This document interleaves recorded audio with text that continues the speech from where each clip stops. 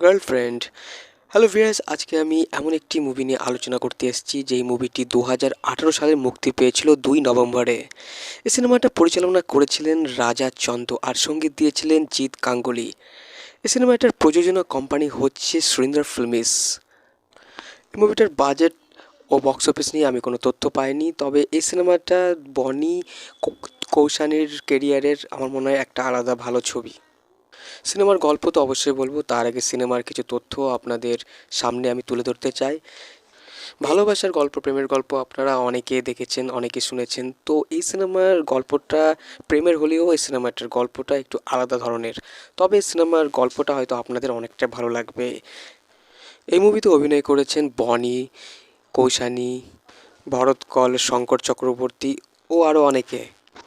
এই মুভিতে বনির ক্যারেক্টারটা ছিল উত্তমের এবং কৌশানের ক্যারেক্টারের নাম ছিল সুচিত্রা। তো তাদের অ্যাক্টিং যথেষ্ট ভালোই ছিল বলে মনে হয়। শঙ্কর চক্রবর্তীকে দেখা গেছে বনির বাবার চরিত্রে, তো শঙ্কর চক্রবর্তীর অভিনয় যথেষ্ট ভালো ছিল বলে মনে হয়। শঙ্কর চক্রবর্তীর কিছু ইমোশনাল ব্যাপারও আছে এই মুভিতে। আর ভরতকল ছিল হচ্ছে কৌশানীর বাবার চরিত্রে। ভরতকলের চরিত্র সম্বন্ধে আপনারা হয়তো অনেকে জানেন, তার অভিনয় ছিল খুবই দুর্দান্ত। তো যে আমার চ্যানেলে নতুন তার কাছে অনুরোধ, কেউ যদি আমার চ্যানেলে নতুন হয়ে থাকেন তো আমার চ্যানেলটিতে সাবস্ক্রাইব করেই পাশে থাকা বেল আইকনটি টিপে আমার সঙ্গে থাকবেন সিনেমার সঠিক তথ্য এক্সপ্লেন জানতে হলে। সিনেমার গল্প শুরু হয় একটি মেয়ে ও একটি ছেলের জীবন থেকে। একটি ছেলে যার নাম উত্তম অর্থাৎ বনি, তো সেই ছেলে কিন্তু একটি মেয়েকে দেখে। সে মেয়েটির নাম হচ্ছে সুচিত্রা, যার আসল নাম হচ্ছে কৌশানী। তো সেই ছেলে সেই মেয়েটিকে দেখে এবং দেখে কিন্তু সেই ছেলেটার খুবই ভালো লাগে। উত্তম হচ্ছে একটা আলাদা টাইপের ছেলে, সে কিন্তু বন্ধুদের সঙ্গে হেসে খেলে ঘুরে বেড়িয়ে দিন কাটাতে ভালোবাসে। অন্যদিকে সেই মেয়েটি সুচিত্রা, সে কিন্তু সম্পূর্ণ আলাদা মেয়ে। সে কিন্তু বাপের একটাই মেয়ে, তার মা থাকে। আর সেই মেয়েটি হচ্ছে খুবই ডিসেন্ট, খুবই ভদ্র স্বভাবের মেয়ে। সে কিন্তু তার বাবার কথা মনোযোগ দিয়ে শুনে চলে, এমনই সে মেয়ে। ভুলভাল ছেলেপেলের দিকে তাকানো তো দূরে থাক, সে কিন্তু ভুলভাল ছেলেকে ভালোবাসবে সেটা কিন্তু হতেই পারে না। এরকম একটা ব্যাপার কিন্তু থাকে যাই হোক, কোনোভাবে সেই ছেলেটি সেই মেয়েটির মনে কিন্তু তার জন্য একটু জায়গা তৈরি করতে পারে, কিন্তু সে মেয়েটি কিন্তু তার সঙ্গে সেইভাবে চলার চেষ্টা করে না একদমই। কিন্তু সেই ছেলেটি তাকে কোনোভাবে পেতে চায় নিজের করে। তো ছেলেটির বাড়িতে থাকে হচ্ছে ছেলেটির বাবা, যার নাম হচ্ছে শঙ্কর চক্রবর্তী। তো তার বাবা হচ্ছে গাড়ি মেকানিক। অন্যদিকে সুচিত্রার বাবা, সে কিন্তু একটা ভালো পোস্টে কাজ করেন। তো বুঝতেই পারছেন দুটো ফ্যামিলির মধ্যে কতটা পার্থক্য আছে।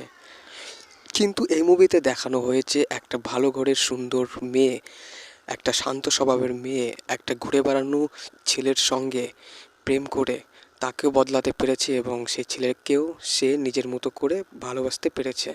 তো তারা দুজন একে অপরের কাছাকাছি চলে আসে, কিন্তু সমস্যা হয়ে দাঁড়ায় মেয়ের বাড়ি থেকে। মেয়ের বাবা ভরত কল, সে কিন্তু একদমই পছন্দ করে না সেই বনিকে অর্থাৎ উত্তমকে। উত্তমকে বাড়িতে ডাকা হয়, উত্তম বাড়িতে চলে আসে। দিয়ে উত্তমকে মেয়েটার বাবা বলে যে বাড়ির তুমি সব দায়িত্ব নিতে পারলে তবেই তুমি এই বাড়ির জামাই হতে পারবে।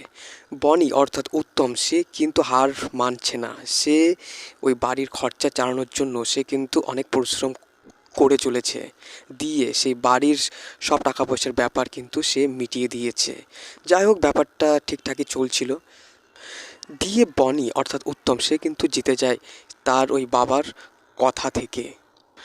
পরে দুইজন বনি এবং কৌশানী অর্থাৎ উত্তম সুচিত্রা, তারা দুজন বাইকে করে যাচ্ছিল একটা জায়গায়, দিয়ে তাদের অ্যাক্সিডেন্ট ঘটে। বনি কিন্তু আঘাত পায় অনেকটাই, কিন্তু তার থেকে বেশি আঘাত পায় সেই মেয়েটি সুচিত্রা। তার এতটাই আঘাত হয় যে সে কিন্তু মরার মতো হয়ে ওঠে। তো সে মেয়ের জন্য কিন্তু টাকা জোগাড় করার একটা বড় ব্যাপার থাকে। যাই হোক, কোনোভাবে টাকা জোগাড় হয় আর সে মেয়েটিও সুস্থ হয়ে ওঠে এবং তারা দুজন এক হয়ে যায়। তো বন্ধুরা, এই ছিল সিনেমার সংক্ষিপ্ত কাহিনী। আশা করি আপনাদের গল্পটা ভালো লেগেছে। তো আমি অনেক সংক্ষেপে গল্প বানাই, আপনারা হয়তো অনেকেই জানেন। তো এই সিনেমাটা পরিচালনা করেছিলেন রাজা চন্দ আর সঙ্গীত দিয়েছিলেন জিৎ গাঙ্গুলি। এই সিনেমাটি 2 নভেম্বর 2018 সালে মুক্তি পেয়েছিল আর এই মুভিটা সুরেন্দ্র ফিল্মসের ব্যানারে তৈরি হয়েছিল।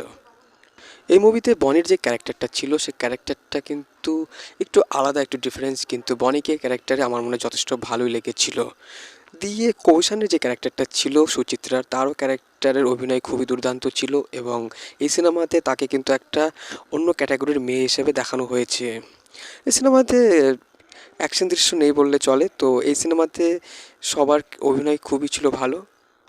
সাপোর্টের জন্য লাইক কমেন্টস অবশ্যই করবেন এবং নতুন হয়ে থাকলে সাবস্ক্রাইব করে পাশে থাকা বেল আইকনটি টিপে আমার সঙ্গে থাকবেন।